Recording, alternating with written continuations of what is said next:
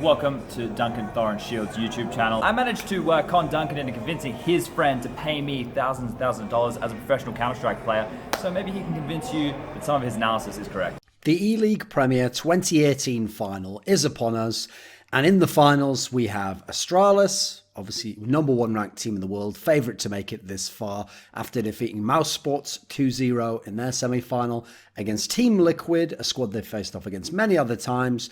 Top 10 ranked squad, a side that weren't perhaps not favoured to make it against Na'Vi. I think most people had Na'Vi winning that one, but did nonetheless, just as they did back at ESL Pro League Season 7. And so the final is a rematch of two other finals we had, ESL Pro League Season 7 finals and ECS Season 5 finals. In each of those series, Astralis won. It's a rematch of a game we already had in the group stage at this tournament, where Astralis won 2-0. Astralis has an incredibly dominant track record against Team Liquid offline in 2018. They have won 16 of the 20 maps the two teams have played, and those 4 losses were a 13-16 loss on Inferno, a 12-16 loss on Inferno, a 14-16 loss on Mirage, and another 14-16 loss on Mirage. So all the losses for Astralis against Team Liquid, very close. Meanwhile, of the 16 wins that Astralis was able to get against Team Liquid, 10 of them, Astralis didn't let Team Liquid get to even 10 rounds won themselves. Astralis are also on a 6-map winning streak against Team Liquid offline and have had another 6-map winning streak previously against the very same team. So coming in, obviously Astralis is ludicrously favoured. This is actually where, despite the fact in the rankings it's not that crazy in terms of the disparity, you actually have to look at this and say this has to be one of the most one-sided matchups we've seen in 2018 and ever in Counter-Strike, actually. So Astralis as a team are a squad where there's only 2 real maps they don't really play a whole lot, which is Train and Cash. They tend to ban Cash nowadays, and teams, just not many teams where Train's one of their best maps, so people just don't pick it into them, which leaves them with 5 other maps. All are fantastic. 3 of them, they've got nice win streaks on them, which is Nuke. They are now 9-0 on, and they've obviously never lost on, so they've won 9 in a row there. That's the one that mousesports had to play against yesterday. Sadly, they are unbelievable on the T side on that map. It's remember, it's a traditionally CT sided map, but what they do on the T side there, they're winning T halves. They're getting double-digit T halves. No one can fuck with what they do on that map. Then you've got to go and look at Mirage, when they've got a 4-game winning streak. They also won that against mousesports. Mousesports used to be very, very good on it. That is a map that ever since Device became a primary AWPer under Glaive, he's a primary AWPer under Carrigan as well, but a different style of primary AWPer. Under Glaive's system, he has been so effective and impactful on that map. Then you go and look at Dust 2, a map that they don't even basically pick or try to play a whole lot. They did pick it once themselves against Team Liquid, and they have won all 4 games on that. They are in a 4-game winning streak there. Outside of those winning streaks, they've got Inferno, which they've won 9 of the last 11 on. Again, it takes a very good team to beat them on that. Na'Vi mousesports were the only ones that did it more, well, not even recently, but Na'Vi did it recently. Then you've got Overpass, a map that has always iconically been a part of Astralis even before Glaive. Under Glaive, it's been a very good map for them. It's not really their go-to map, but it's one they tend to pick as a punish. And so they've got an incredibly strong map pool. And when I said they don't play Train and Cash, as I said, it's because people don't make them play Train, but they seem as though they've got the decent fundamentals to do it. In fact, I think they could be a good Train team when you consider the way Device plays on that map. And then Cash is one that when they're forced to play it, ever since Glaive's been their in-game leader, they don't ever try to pick it themselves really, but anytime they're forced to play it, they are competent on it at the very least. And you have to be one of the best Cash teams in the world to be assured victory against them. So then you've got to look at the fact that this is a team that changes up their ban depending on the opponent, because they've got such a strong map pool. Why not ban out an opponent's strength and then make them be picking into one of your strengths when you've got 5 good maps? I mean, 4 in terms of ones that you want to play, but 5 when you add in Dust 2, which people have forced you to play and you've won anyway. So they can ban opponent's strengths, and then Astralis themselves, this is the thing I love, is that they're now in a world, this is what they didn't do with Kirby as their player rather than Magisk, is now they not only ban for the opponent, but they pick for the opponent. In the past, sometimes they would pick things that were too much like, we have to have an overlap. Well, they've got so many strong maps now, they can go anywhere in those maps and just pick the map that you hate. And so if you don't play Nuke, guess what? You're playing Nuke. If you don't want to play on something like Inferno. Well, then we might have to play on Inferno, mate. So it's so tough for any opponent matching up. It's why, actually, if Astralis do not, for example, win this event, don't win Stockholm, don't win the major, they will be considered, like FaZe Clan, as one of the teams that failed to reach their potential, despite winning, just like FaZe Clan won a whole bunch of trophies, a whole bunch of top fours, tons of finals. Astralis has already won 3 trophies, already been in loads of top fours, already been in a whole bunch of finals. But they are so good. Just as FaZe Clan individually is so phenomenally good. You thought they should have won everything. They should have won the major. Same for Astralis. So that's the level they're playing at. And sadly, a squad like Team Liquid not only isn't, but you don't have to be on the same level as someone to beat someone, but you've got to have matchup advantages. You've got to have somewhere where you can find an edge, where you can grind away at the game, where you can maybe win a map, steal a map, get to a third map, and then make it like a best of one, and then you just get lucky with some pistols, nice clutches, some little individual play. That's been the problem for Team Liquid. They've had none of that. So when you look at Team Liquid's map pool, you're going to start to see it's a pretty depressing sight, actually, because we'll start at the top and give them their best chance, right? Inferno's their best map. They're pretty good on it. They won 9 out of 15 games on it. Problem is, Astralis won 9 games as well over the last few months, out of only 11 games. And they have a godlike CT half, so that makes it even tougher because, yes, Team Liquid's had some decent enough T-sides. In fact, in this tournament, they've had some pretty nice entries. But if you're looking at like a pretty good T side against the best CT side, I'm going to take the defensive side all day long on that equation. I know which one's more consistent. I know which one can shut the other one down more. I know which one takes more hard work and more creativity and applied mental energy on the side of the person leading it. And that's the T side, unfortunately. That's why T sides will always be more difficult to execute on unless you have a map like the old version of Dust 2, which is very individually based and you just play very loose and make quick hits. So Inferno, despite being a strong map for this team, the team that's been the backbone of so many of their series wins and so many of their big campaigns throughout big tournaments, it's not really something that's worked for them against the Astralis guys. They managed to win it twice, but they've also managed to lose it a few times. So then you go down, they've got Cash. Now, Cash is a very strong map for Team Liquid. It's kind of crept up on everyone because they haven't necessarily been a team that's playing against the top teams. So they've kind of got a lot of wins there against the MIBRs, the bigs of the world. Let's see what else they've got. Vanguard, Greyhound, NRG. These aren't top teams. Fnatic. There's not really that many elite level squads in there. But they're on a 6-game winning streak on it. Sadly for them, it's a map that actually at the moment, Astralis not only bans against them, but bans just generally anyway. So they're also probably not going to get to see that. Then we go down, right? Even though Mirage, they've only won 3 out of the last 5 times they played it, and they're on a 5-game losing streak, which is really depressing because there's always been a strong map for Liquid. And you would think if you want Liquid to win championships, Mirage has got to be there in the equation for them. And Inferno or Mirage are maps that are very often played. Therefore, if they're strong at those two as they were early in the year, then you know why they're going to be one of the best teams to be able to match up with people. Sadly, being on a 5-game losing streak against a side that's on a 4-game winning streak on Mirage, that ain't looking good. And so I put that as their third best map just out of respect because I see the way they play it and I say fair enough. Like you are losing a whole bunch of those games. 2 Astralis, 2 FaZe. You have also lost to some dodgy teams, a Vanguard, Godsent, but you've also beaten Astralis on that map twice as I referred to earlier. Then you've got Dust 2. Now, this is where it might get a little bit interesting. Now, I've already said Astralis has won all 4 games they've played on Dust 2, but they don't tend to choose to play it.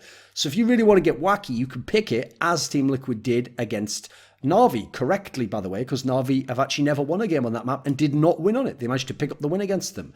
So this is a map that they've won 5 out of the 8 times they've played it. Unfortunately, they've lost it twice against Astralis. They account for half of Astralis' wins on that map. So are they really going to have the balls to pick it? They tried picking it one time, 16-1 smash from Astralis. Then Astralis even went ahead and picked it against them. So you know that that's not really a map you can fuck around with. We're starting to get a bit desperate here, boys. There's only 3 maps left in the pool. So let's go down to Nuke, a map that the Team Liquid guys have a 2-game losing streak on, 2 FaZe and 2 Astralis at this tournament included, and have lost to Astralis on this map 3 times, have never beaten Astralis on this map. So even though you've got an okay win record when you consider some of the teams you're playing, it's not a map you can pick with confidence. And how the fuck could you pick this against Astralis or want to even play it when they've won all 9 games?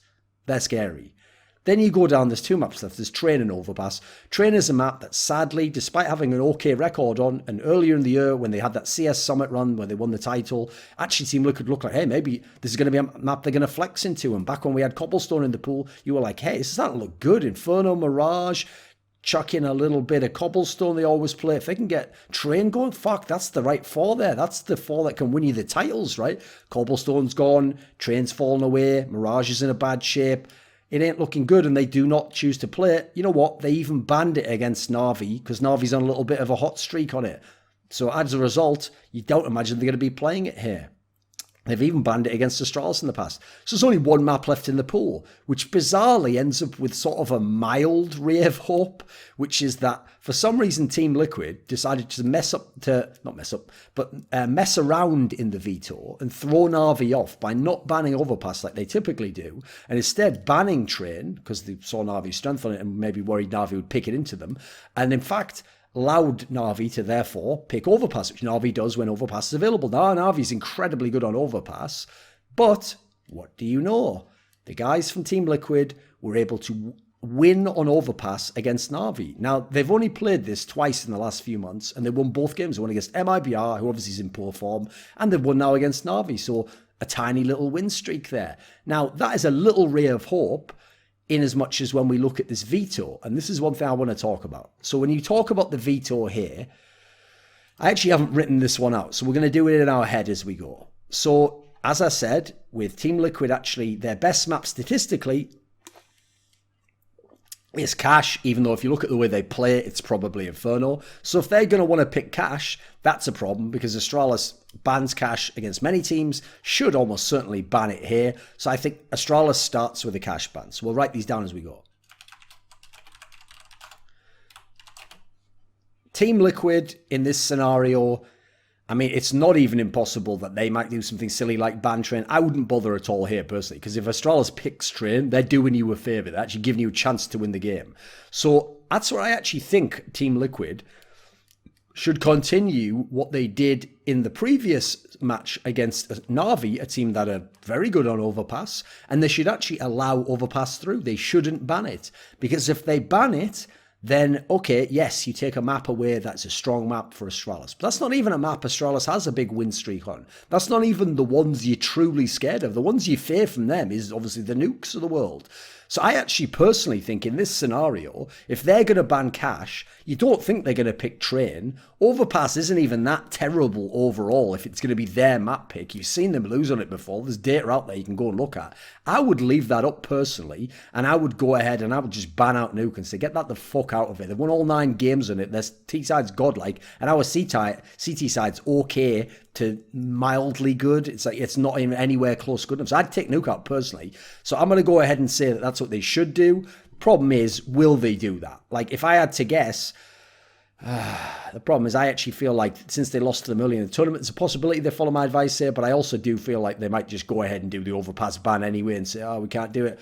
So whatever, we'll say that they listen to Thorin on this one and their own research and they ban out Nuke, right? So if they ban out Nuke, then I feel like the obvious pick for Astralis in this situation is, well, that's actually where they've got a lot of options, right? Because, I mean, you just saw Team Liquid win on Dust 2, but it was close. It was 16-13. Astralis could pick it again if they want to. They've won against Team Liquid twice on it. That's certainly one way to go. They could go ahead, obviously, and pick Mirage, since they're so good on it. They won the last 4 in a row, including 2 over at Team Liquid. Meanwhile, Team Liquid's lost the last 5. That's looking pretty tasty for you. You don't really want to pick Inferno. It seems like it might even do you a favour and do that. What else is there really you're going to do at this point in time? I would say, actually, Astralis picks Mirage. It's also a great map for device. He also does well against Team Liquid. So, now Team Liquid. What is available for them? Well, we all know, as I said, Cash unavailable.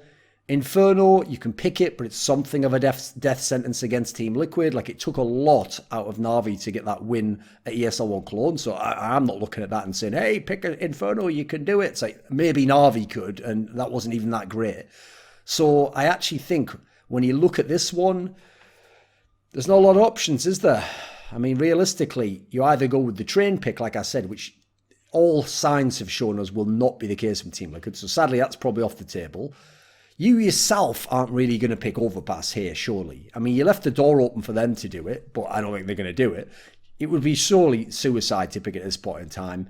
just because it's not that strong a map for you. And knowing Team Liquid players, while this isn't a big stage environment, which by the way is a positive for Team Liquid, I think it's people like Twist who tend to participate in the big stage games.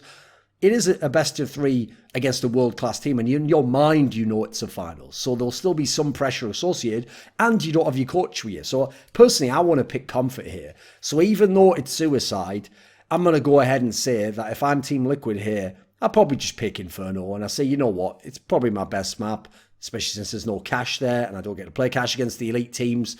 So you know what, fuck it.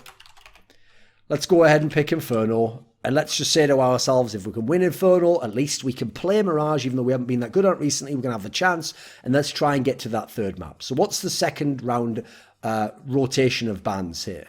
Now, here is where, if I'm Astralis, I pull a trick, which is I notice that you've been banning Train sometimes. I notice you don't seem to want to play Train. I notice you won't pick Train, really. So I personally wouldn't ban Train here. But if you are Astralis and you already got cash off the table, why not just take Train off the table as well and just say, I like all the other maps, mate. You can have whatever you want. So we're going to say Astralis bans Train, which leaves us with 2 maps, which are Dust 2 and what else? Dust 2 and Overpass. So I'm going to say in this setting, logically, if I'm the guys from Team Liquid, I want it to be Dust 2, don't I? I mean, it hasn't been good for me. I've lost it to Astralis. But can I really bank on Overpass, a map that I haven't played for so long? It's not a staple of mine. We know it's good for them. I feel like for Team Liquid, you got to take out Overpass and make it Dust 2. So with those maps, I've just got to give you the brutal truth here, haven't I, boys? So Mirage for Astralis, they have a 4-game winning streak on it. Team Liquid 5-game losing streak. I'm going to heavily say that Astralis is going to take that one, but there's a little bit of play in it. Then you go to Inferno. Strong map for the guys from Team Liquid. Then you go over and look at how strong it is for Astralis. Tough to say Team Liquid wins this one. They have in the past, and these are 2 maps they've won against Astralis. But I'm going to say Astralis should win that, so it should be 2-0. Should it get to a third map, again, you would have to favour Astralis right now. There's still a small data set. I've only played it 4 times. Played it against Mouse Sports, the old lineup. Team Liquid twice, winning it both times, obviously. And then G2, and that was a very close game. So I certainly don't think Astralis has proven themselves to be like monsters on Dust 2. But the fact that people are picking it against them and they can't get the win and letting it go to that, that's not a great sign. It's a bit ominous if you're the guys from Team Liquid. So I'd have to say Astralis wins all 3 of these maps. So here's what we're going to do. We're going to look, first of all, at the factors that are going to decide victory. And what I'm going to do is I'm going to look at them for Astralis, since they're heavily favoured in all respects, and look at what probably happens to let them win. But then, one thing I thought I should introduce to my previews that I didn't do in the last one, is I'll try to consider, if I think to myself that Team Liquid ends up winning the series, what would probably have to happen? How would it have to go for them to be able to win it? So for Astralis, as I've already outlined here, quite with a lot of emphasis, the map pool is too good for them. I mean, it's too good against practically every team in the world right now. Maybe I'll do a separate video on which teams, hypothetically based on map strength, could actually play into the guys from Astralis. But for right now, Team Liquid has nothing they can do in this map pool. They have nowhere to go, especially after showing that train ban against Na'Vi. That just tells you they're in deep trouble. Astralis, on the other hand, can pick the guys in Team Liquid apart. They can challenge them to pick something by not banning something. They could just ban, like, Inferno themselves if they want to say, fuck it, well, go then, pick whatever you want, pick Cash if you want. Or Astralis can just ban against a map like Cash and then pick into one of the more weaknesses like a Mirage for Team Liquid. Device versus NA teams has always been fucking wild. I know he's had a couple of, like, obviously the Optic season, E-League Season 2 finals, that was a bit of an upset, a bit poor from him. But aside from that, he tears up NA teams, especially Team Liquid, by the way. He has a history of just going fucking bonkers against these guys, and they cannot stop his AWP. His AWP does whatever he wants. He wrecks them.